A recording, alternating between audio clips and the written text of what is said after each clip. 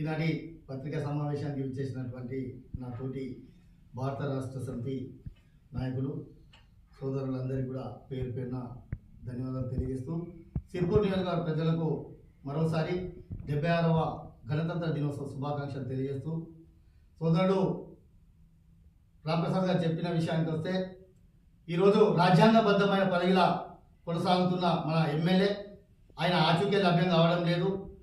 ఇంకోటి చదువు విలువ రాజ్యాంగ విలువ తెలిసినటువంటి ఒక డాక్టర్ చదివినటువంటి ఎమ్మెల్యే హరీష్ రావు గారు ఇక్కడ ఎమ్మెల్యేగా గెలవడం మన దౌర్భాగ్యం. ఆయన ఎప్పుడైనా కనబడితే ఒక ఫోటోలల్లా పేపర్లల్లా అది ఒక నెలకు ఒకసారి ఒక 2 నెలలకు ఒకసారి కనబడుతున్నాడు. ఈ సంవత్సర కాలంలో ఆయన ఈ సిర్పూర్ నియోజకవర్గానికి తెచ్చింది మాత్రం ₹1 పైసా లేదు. ఇంకో చెప్పాలంటే వస్తే ఆయన కాంగ్రెస్ గవర్నమెంట్ పైన ఎటువంటి ఫైట్ కూడా చేయడం లేదు. ఈరోజు సోదరుడు చెప్పినట్టు సిర్పూర్ నియోజకవర్గ ప్రజలు రైతు భరోసా కానీ గృహ నిర్మాణం కోసం కానీ రేషన్ కార్డుల గురించి కానీ ప్రతిరోజు ప్రతి గ్రామ సభలో ఆందోళన చెందుతూ ఉన్నారు. కానీ ప్రతిపక్షం యొక్క పాత్ర వహించాల్సిన ఈ ఎమ్మెల్యే మాత్రం ఆచూకీ కనబడతలేదు.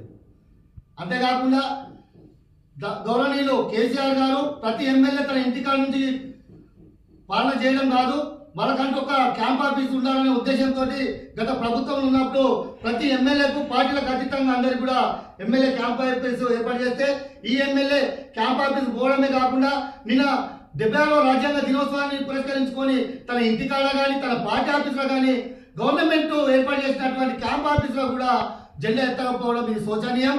ఇది మన దౌర్భాగ్యం సిర్పూర్ నియోజకవర్గ ప్రజలది. ఇంకోటి రాజ్యాంగ విలువలు తెలిసిన నువ్వు ఈ రాజ్యాంగ దినోత్సవాన్ని రాజ్యాంగబద్ధమైన ఎమ్మెల్యే పదవిలో కొనసాగే నైతిక హక్కు లేదు. నువ్వు బాధ్యత రాజీనామా చేసి ఈ సిర్పూర్ నియోజకవర్గ ప్రజలకు నీకు ఓట్లేసినందుకు నన్ను క్షమించండి. నాకు ఈ పాలన చేసే అంత స్తోమత లేదు, నాకు తెలివి లేదు, నేను మీకు అందుబాటులో ఉండలేను కాబట్టి నేను ఇక తిరుక్కుంటూనే ఉంటా. ఈ విఆర్ చేస్తానని నేను మీకు ఎమ్మెల్యే పనికిరానని నువ్వు స్వచ్ఛందంగా నువ్వు వెంటనే రాజీనామా చేయాలి. ఈరోజు మన సిర్పూర్ నియోజకవర్గ ప్రజలు చూస్తే నువ్వు ఎక్కడ ఏ మండలానికి పోయినా ఏ ఊరికి పోయినా ఒక కామన్ పబ్లిక్ అందుబాటులో ఉండడమే లేదు. అదే నీ పార్టీ కార్యకర్తలు నిన్నెంతో శ్రమించి ఒక చదువుకున్న విద్యావంతులను గెలిపించినా కూడా వాళ్ళకి అందుబాటులో ఉండలేవు, వాళ్ళని కనీసం పలకరిస్తలేవు. దాన్ని దృష్టి పెట్టుకొని మీ కార్యకర్తలు మాతో రోజు మాట్లాడుతున్నాం. మీ ఎమ్మెల్యే ఎక్కడ అంటే మాకే తెలియదు, మేము ఎవరికి చెప్పడం అనే పరిస్థితిలో ఉన్నది. ఇక్కడ రాష్ట్రం అంతా ఒక తీరు ఉంటే ఇక్కడ ఒక తీరు ఉన్నది. నువ్వు నిన్నటి రోజు ఏదైతే చేసినావో జెండా ఎత్తకపోవడం అది నిన్ను క్షమించరాని నేరం.